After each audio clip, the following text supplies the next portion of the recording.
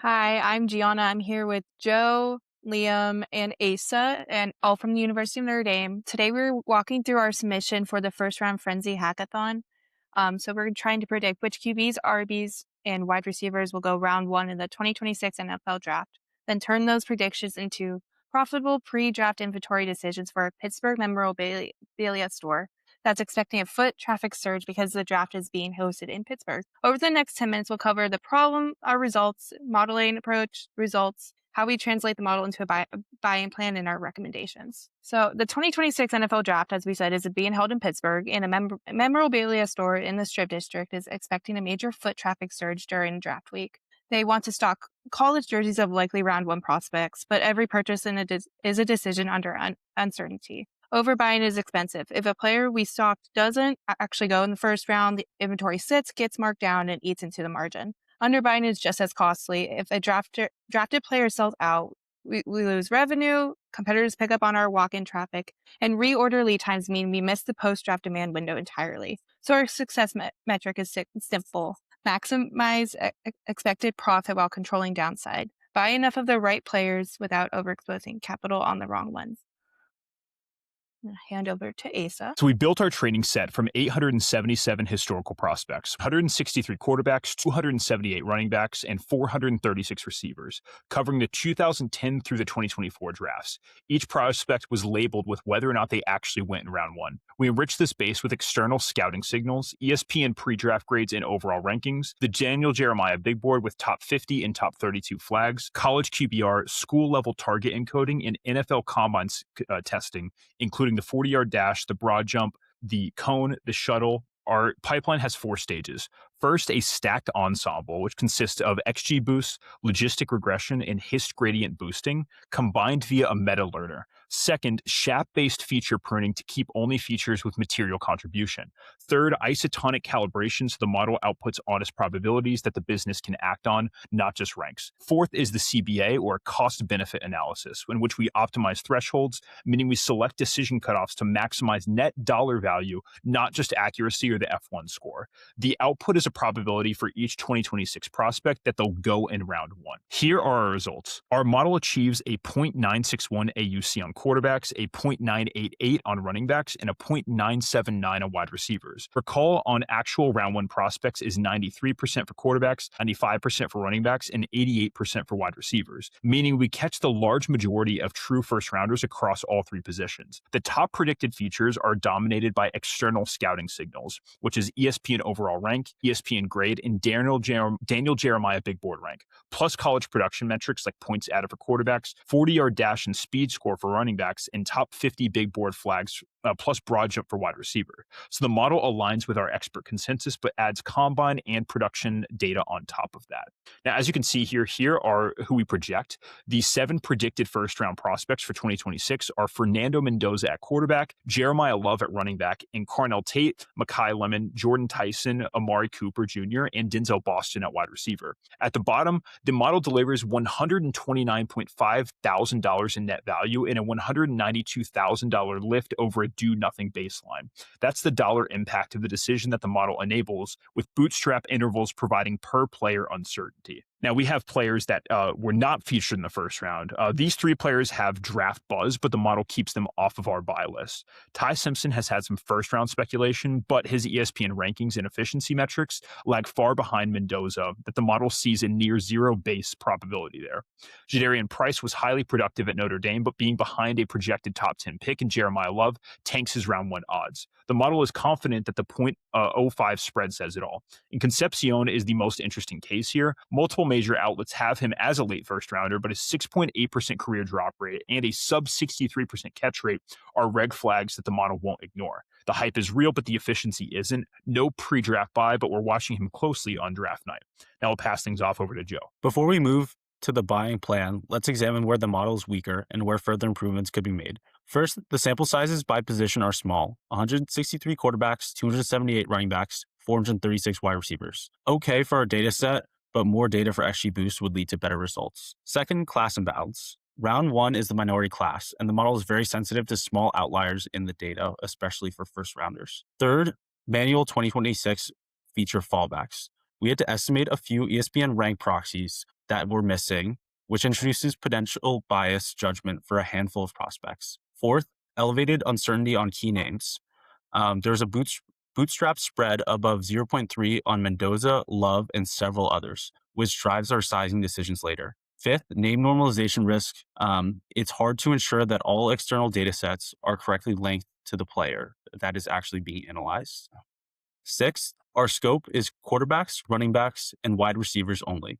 No offensive line, defense, tight ends, and no team needs or trade dynamics are modeled. On the right, there are 6 data categories we'd pull in if we had more time. Team fit and draft market signals like consensus big boards and mock draft frequency can also predict a player's pick position. Local Pittsburgh demand proxies like alumni concentration, NIL popularity, and social engagement can also pick a player's hype related to sales. Pre-order search velocity in the weeks before the draft can also predict a player's sales and pick. Finally, inventory operation constraints like lead times, reorder windows, markdown cadence at the SKU level can help us determine our revenue generated and inventory needed. We ran 3 scenarios to stress test the plan. Our conservative plan yields a $97.7 thousand profit on over 2,000 units. Our base plan is a $155.9 thousand profit on over 3,000 units. This is our recommended operating plan. Our aggressive plan reaches $224.1 thousand in profit on 4,000 units, but only if pre-draft demand signals exceed our baseline. The left chart shows that profit ladder. The right chart is a dumbbell plot of per player profit from the conservative plan through the aggressive plan. Our key insight is that Mendoza has the widest swing, about 38,000 from conservative to aggressive, so he carries the largest upside and the largest downside. That's why we treat him differently in the buying plan. A few other insights to call out. The base scenario is designed so that even if 1 or 2 predicted names slide out of round 1, we still land well above break even. The conservative plan serves as our draft night fallback plan. We can de-risk into it if pre-draft signals are weak. Our aggressive plan only activates if we see pre-order and search velocity signals confirm the names that are being projected. So this slide is really about risk containment. The worst realistic case still nets $97,000 in profit. I'll hand it off to Liam. So how do we get from a model probability to actually actual buy quantity? For this, we've used a 6-factor multiplicative model. Essentially, how we came up with the expected sales is we multiplied the draft probability times the base demand times the popularity times the team market times foot traffic, uncertainty discount. Let me quickly walk through each. The draft probability is the point estimate from our stacked ensemble with bootstrap-derived uncertainty. Base demand is historical memorabilia sell-through by position archetype from store history. Popularity is the brand signal, NIL presence, social engagement, pre-draft hype curve from external proxies.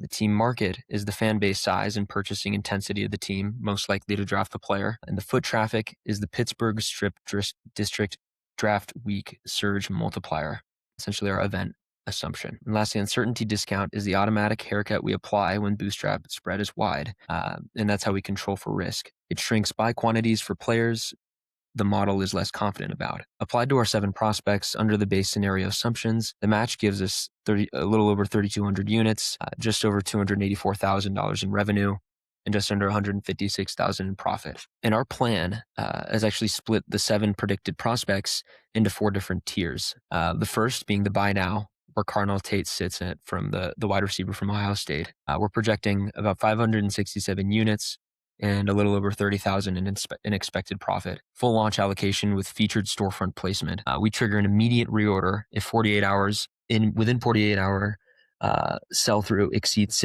65%. The moderate buy tier with 5 players. Fernando Mendoza at 725 units and just under 50,000 in revenue. We split this 70-30 between pre-draft and draft night tranches to manage his wider uncertainty. High Lemon at 464 units and at $25,200. Standard allocation with tight reorder thresholds. Jeremiah Love, 299 units at $20,000, bundled with running back themed merch to lift average order value. Jordan Tyson at 525 units, costing $13,000. We cap reorders until draft confirmation. Omar Cooper Jr. at 555 units, just under $9,000. We hold a markdown plan ready in case.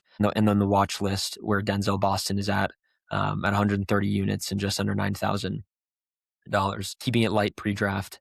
We only ramp up if round one is confirmed. And to avoid, which is essentially just every player not in our predicted set, is a no-buy pre-draft under the current policy. Operating rules across the whole portfolio, and 25% maximum single player exposure, staged buys on high uncertainty names, and a draft night freeze if a player slides out of round one.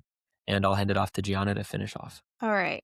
So to summarize and make the final recommendation, so 3 reasons, first of all, why this plan is defensible. One is a very strong model. Our AUC is between 0.96 and 0.99 across all 3 positions with calibrated probabilities, not raw scores. 2, risk-aware sizing. The uncertainty discount and tiered buy action cap are downside exposure on high variance names like Mendoza. And 3, profit with guardrails. A little over 159.9 thousand base profit, 25% maximum single player exposure, and draft night freeze logic to stop the bleeding if a player slides out of round one. Our ask is specific. Approve the base scenario plan and execute it now. Hold the aggressive scenario capital. Don't deploy it until pre-draft demand signals like search velocity, pre-orders, and social engagement confirm the names. That's the plan. Base now, aggravate the on trigger. And lastly, here are some of our sources,